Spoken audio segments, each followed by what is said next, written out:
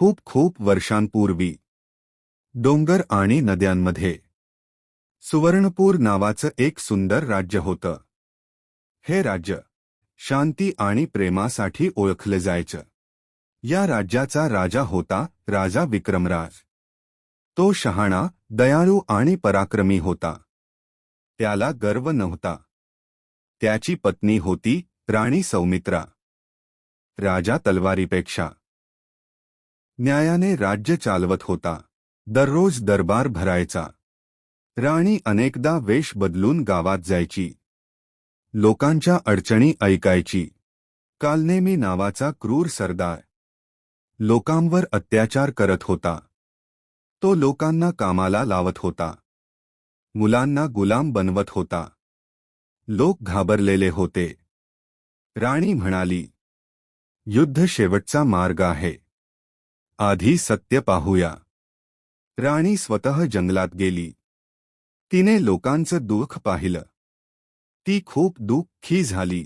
राणी राजवाड्यात परत आली. तिने सगळं राजाला सांगितलं. राजाने युद्धाची तयारी केली. राजा विक्रमराजाने दरबार भरवला. सैनिक, मंत्री, सेनापती सगळे उपस्थित होते. सैन्य उभं राहिलं. सैनिकांच्या डोळ्यात आत्मविश्वास चमकला. युद्ध 3 दिवस 3 रात्री चाललं.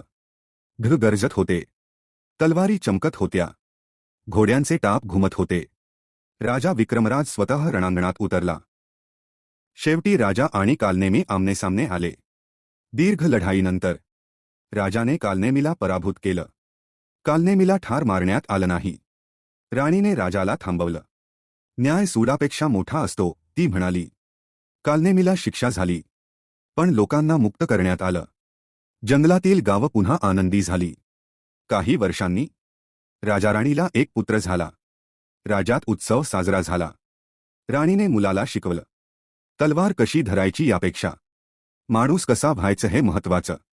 राजा विक्रमराज आणि राणी सौमित्रा इतिहासात केवळ शासक म्हणून नाही, तर लोकांच्या आईवडिलांसारखे म्हणून ओळखले गेले.